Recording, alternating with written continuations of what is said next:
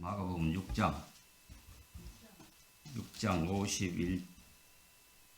51절에서 52절까지는 봉독을 하겠습니다. 다같이 한 목소리로 봉독하겠습니다. 배에 올라 그들에게 가시니 바람이 그치는지라 제자들이 마음에 심히 놀라니 이는 그들이 그 떡 떼시던 일을 깨달지 못하고 도리어 그 마음이 둔하여 졌음이라. 아멘. 오늘 본문에서 은혜 받으시기 바랍니다.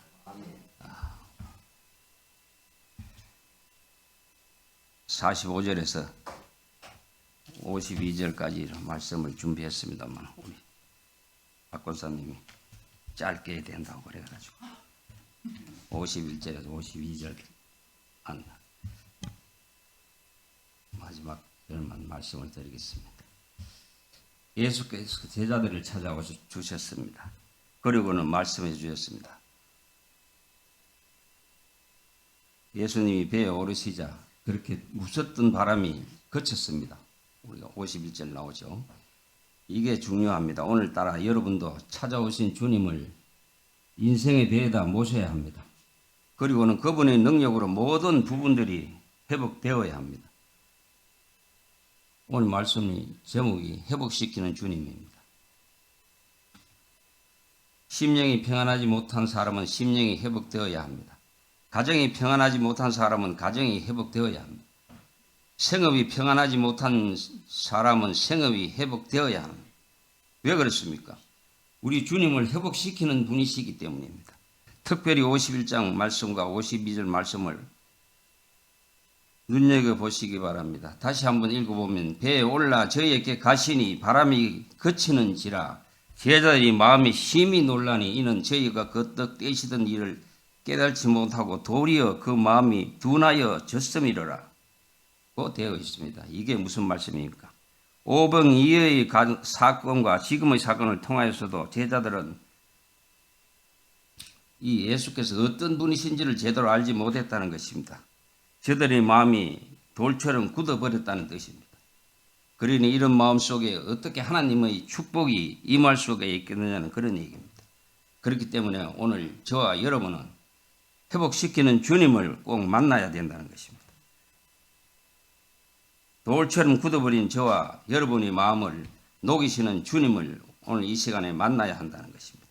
오병이어의 사건 앞에서도 바다 위를 걸어오시는 주님의 이적 앞에서도 바람을 잠잠케 하셔서 고통을 멈추게 해주신 주님의 주님 되심 앞에서도 꿈쩍도 안 냈던 저와 여러분의 마음을 돌이키는 이 시간이 되어야 한다는 것입니다.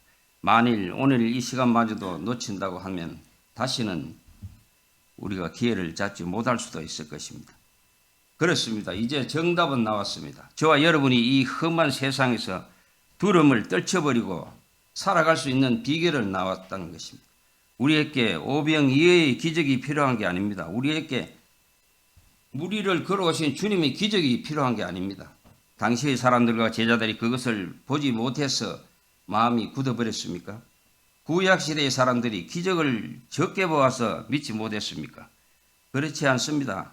기적 그 자체가 중요한 게 아니라는 말입니다. 기적을 통해 보여주고 제시해 주는 그분을 꼭 만나야 된다는 그런 말씀입니다. 그분을 알아야 합니다. 그분이 누구입니까?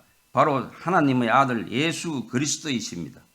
그렇기 때문에 저와 여러분은 예수 그리스도를 알아야 하는 것입니다. 그분의 성품을 알아야 합니다. 그분의 위대함을 우리가 알아야 합니다. 이것은 단순한 지식을 말하는 게 아닙니다. 체험적인 지식입니다. 그분이 나의 삶 속에 개입하셔서 여기까지 인도해 오신 생생한 지식을 말하는 것입니다. 참으로 어려웠던 때가 있었습니다. 참으로 고통스러웠던 때가 있었습니다. 참으로 암담했던 때가 있었습니다. 그래서 내가 쓰러져 있을 때, 내가 실험하고 있을 때, 내가 눈물 짓고 있을 때 작은 실험에도 응답하시는 그분이 찾아와 주셨던 이런 생생한 체험이 있어야 합니다. 그분이 진한 사랑에, 그분의 참된 긍휼에, 그분이 놀라운 용서에 나의 생이 바뀌었고 나의 목적이 달라졌으며 나의 인생관이 새로워졌던 그런 생생한 경험이 있어야 합니다. 그래서 이제는 두려움이 아니라 평안함 속에서 살아가는 가슴 벅찬 경험이 있어야 한다는 말입니다. 오늘 제자들을 찾아와 주신 예수께서는 힘있고 권세 있는 목소리로 말씀하셨습니다. 안심하라. 명령하셨습니다. 두려워하지 말라. 이게 무슨 말입니까? 주님이 찾아오셔서 말씀하시는 것은 장난이 아니라는 얘기입니다. 그것은 법입니다. 능력입니다. 또 그것은 곧 축복입니다. 그렇기 때문에 이 사실을 알아 믿음으로 받아들이는 심령에는 엄청난 역사가 나타나게 됩니다. 이 사실을 알아 믿음으로 받아들인 가정에는 놀라운 기적이 나타나게 되는 것입니다. 이 사실을 알아 믿음으로 받아들인 성읍에는 굉장한 일들이 나타나게 되는 것입니다. 사랑하는 성도 여러분, 오늘 저 여러분에게 보여장되어 있는 것은 두려워하는 마음이 아닙니다. 불안과 초조 속에 살아가는 그런 모습이 아닙니다. 세상 그 누구도 줄 수 없는 참된 평안이 약속되어 있다는 것입니다. 이제 저와 여러분의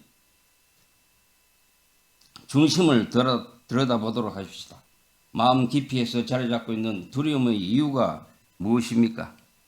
마음 깊이에서 용터림하는 불안의 이유가 무엇입니까? 그것은 하나님을 모르기 때문입니다. 하나님은 예수 그리스도를 모르기 때문입니다. 그가 어떤 분이신지 모르기 때문에 오는 그런 것들입니다. 그분이 나의 어떤 관계이고 그분이 나와는 어떤 관계이고 그래서 내가 그분 안에서 보장받고 있는 축복이 무엇인지 몰라서 오는 그런 것들입니다. 이제 두려워하는 마음을 떨쳐버려야 합니다. 아멘. 불안해하는 마음에서 해방되어야 합니다. 아멘. 그것은 우리의 몫이 아닙니다. 성도는 평안을 보장받는 존재입니다.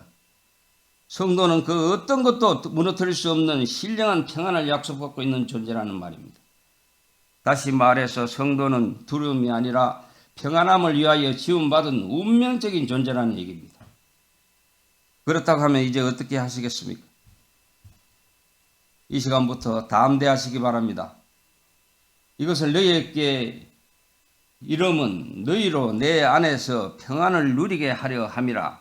세상에서는 너희가 환난을 당하나 담대하라. 내가 세상을 이기었노라고 선언하셨던 주님의 말씀을 기억하면서 남은 생을 자신 있게 살아갈 수 있기를 주의 이름으로 소망하고 축원합니다. 기도하고 주기도문으로 예배를 마치겠습니다. 사랑과 은혜가 충만하신 아버지 하나님, 오늘 우리가 세상을 살아가면서 여러 가지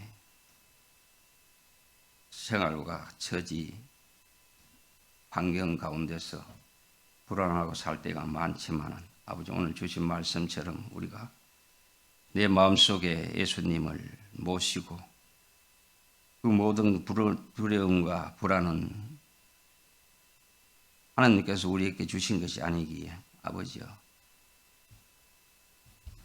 그것을 다 이기고 우리가 주님 말씀을 따라서 주님 말씀을 품고 항상 주님 말씀 속에서 승리하며 살아가는 저희들이 되게 하옵소서. 이 시간도 주신 말씀에 감사드리옵고 거룩하신 예수님의 이름으로 기도드리옵나이다. 아멘.